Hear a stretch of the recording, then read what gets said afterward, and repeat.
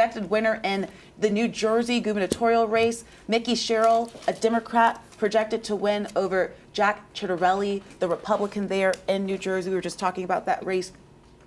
We're seeing some wins for Democrats here in Georgia as well as those other big races. I want to talk about what we're hearing Mr. Bailey talk about. Obviously, he's newly installed head of the Democratic Party, coming in after what Democrats would consider a slaughter in 2024, really coming in and saying that I'm going to use my background as a lawyer to prove to the people that this is why Democrats should be in those seats. Do you see that messaging, Mark, as something that is going to resonate emotionally and drive out that turnout come these races next year? It's basically the same old, same old. This is what the Democrats argue every 2 years. They argue this sort of class warfare argument that Republicans get this tax cut and Republicans give the tax cuts, and the Democrats are there to protect people from losing their benefits. So, to some degree, it always works, but I don't know that it's going to work. That particular message is not going to work any more than it usually does over the long run. Well, I think the difference between that message then and the message now is that Republicans have just added about roughly $4 trillion to the deficit via the big, beautiful bill. And so Republicans ceded the ground around fiscal responsibility. There was a big, strong conversation around that. And Republicans have consistently been able to say that, but you can't make that argument under Trumpism. Not now, and you couldn't do it from 2016 to 2020. And so, we're seeing the ground shift about that. Last year was about inflation. Last year was about the debt. Last year was about people's personal finances.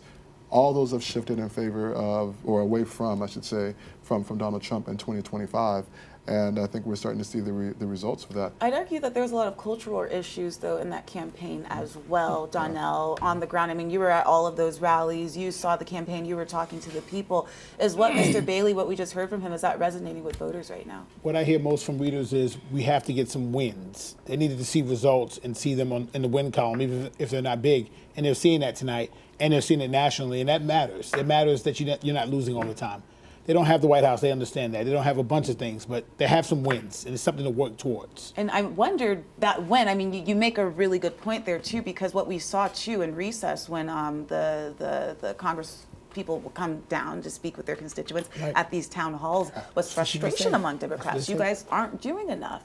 We saw some frustration among Republicans as well. I wouldn't say as much frustration, but we go back to the poll that we saw both from NBC and AJC polling both sides, Republicans and Democrats not too happy with their parties right now. They don't trust the parties. They're not happy with them overall. Some people, of course, are, Mark.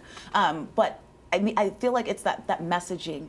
How do you drive that emotion? How do you drive that momentum for people to, number one, trust that you're going to do what you say you do, and you're not just a politician, Mark? Well, the other interesting thing about all of this is, the Democratic Party polls as poorly as it has ever polled. Its polling numbers for Democratic candidates is among the worst it has ever been in history. When you name Democratic Party, it's bad. However, at the same time, it's a binary choice. They don't like Republicans either. Swing voters and Democrats don't like Republicans either. So Republicans are actually more happy with their party. They're more happy with Trump. We do have those numbers up, and we do have the Republican. This is the GOP feeling 46%, and I believe the number before that was 43%. So still a majority of Republicans, though, according to these numbers, are not happy. Republicans are always unhappy with their party. That's part of the equation. I mean, I've never known Republicans to say, that things are great. It's sort of the instinct of Republicans.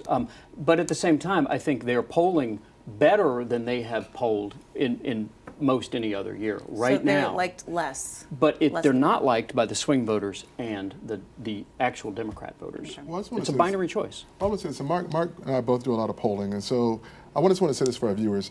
Most of the polling shows how people feel about the Democratic Party versus Republican people, and that's really kind of comparing apples and oranges, comparing a party to an individual. If we would put up polls, and we saw this a couple of weeks ago, a month ago, we looked at the polls here in Georgia about how people feel about John Ossoff versus the Democratic Party. There was a huge difference, a huge difference between the individual, the person in John Ossoff, and the Democratic Party. Tease that out more for viewers who may be not familiar with that poll. What did that show? So that showed that John Ossoff was actually hovering right around 50%. Well, actually, it was actually more than 50% with a favorable, if you add the favorable strongly and somewhat strongly, and the Democratic Party was in the low 30s, right? So there's almost a 20-point gap. You're saying Senator Ossoff, the individual, was substantially And outpacing the favorability of his party. Absolutely. In this poll. And I think, Faith? Go ahead, sorry. Sorry, we just have some big news, and if I could just do a pause, we do have a race called in New York City. Zoran Mamdani is declared the winner in New York City in that mayoral election over former Governor Andrew Cuomo, who people thought that race was going to be very tight. Pulling up the results here from NBC News, he is projected to win with 49% of the vote right now. Andrew Cuomo getting 41% of the vote, and then Curtis Silwa at 7.9%.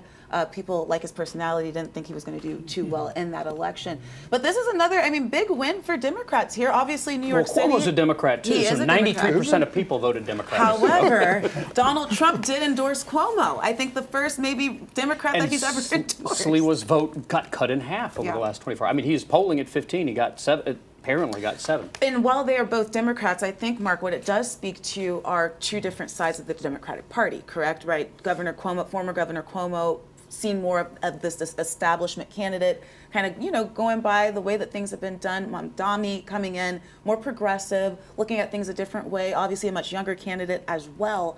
And maybe that's the shift that we could be seeing overall nationally. He's more ideological, there's no question about it, but Cuomo was such an enormously damaged candidate going into this. This was the guy that was really pretty responsible for the deaths of a lot of senior citizens that got trapped in nursing homes with masking. And there were a lot of people that are very angry with him to this day over COVID. And just to be fair, because he's obviously not in the room to defend himself, I think he would push back on that characterization of his time in the governor's office. And Faith, you were in New York covering all on the of ground in New this. York City working during all of that time. If you have if you're a Democrat, you have a choice because you're not going to vote for Curtis Sliwa.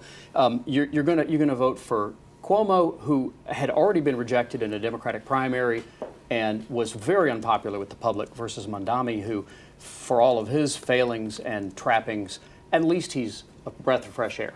Well, Cuomo was rejected at a time. Donnell, we want to make sure that you're coming in here too. Cuomo was rejected at a time, but I feel like Mamdani, and I apologize for not getting his name right. I'm trying to get it right here. The established Democratic Party at first, I'd say, did not want him as that candidate. Donnell? He was seen as an outsider. The outsider. Not a typical politician. In New York politics, I'm born and raised in Brooklyn. New York politics is familial. Cuomo. It's familial. It's like, oh, I know his father. Oh, I know. Where'd you go to high school? That's how New York politics works. And he was not like that. But like you said, there's a shift in, hey, something brand new, something fresh. I want to say two things about it. Number one, I think Mamdani is the first person to defeat the same person twice before to become mayor of New York City. He defeated Cuomo in the Democratic primary, and then he won again today. But there's always the story behind the story, and y'all know I love the numbers. So right now, Mamdani is sitting at about 782,000 votes, whereas Eric Adams 4 years ago received 753,000 votes, and Bill de Blasio 760,000. So this is more than just an expected Democratic win. Democrats right now are searching for a direction going into 2026. And right now, with votes still out, Mamdani has received more votes than de Blasio or Eric Adams, the last two Democrats elected in New York City. There's a statement there about the direction. And remember, and they're finding it based on hate. That's the thing. Mamdani and hate go hand in hand. This guy is he is a far left hater. You hate him? Is that what it's driven by? No, he is a hater. Can you explain, Mark? He is aggressively anti-Semitic. Now, there are going to be Democrats who and others who strongly push back against that claim. Not many. Fred.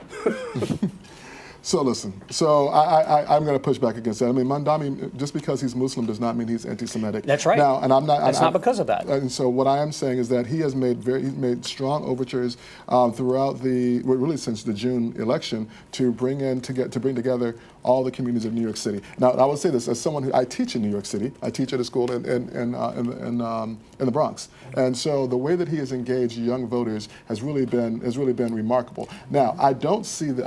I wouldn't define him as a candidate, as a hate candidate. He is a candidate who's very different. He's a candidate who I think has really worked to be inclusive. And there's something about him that, and it's not, you can't say this is, I don't think you can solely attribute it to hate. When you look at these kind of numbers, when he is outpacing Bill de Blasio, when he's outpacing Eric Adams and other people with his vote totals, that means that he's bringing in people that did not vote before. And those are not people who are filled with hate. These are people who last year, now, if you're right, I will give you this. If this is fueled by hate, then so was last year's election when Donald Trump cut into Democratic totals in New York City. He is a perfect representative of the Democratic Party in 2025. Perfect. A winner? Perfect. A winner? He winner? won. And he won. I mean, In there have New been a lot of York. wins this year. And if New York translates to the rest of the country, he didn't run in Virginia. He didn't run in the PSC in but Georgia. Democrats are winning. But Let's hold on this point here, Fred, Mark. Mark. Let's hold on this point here.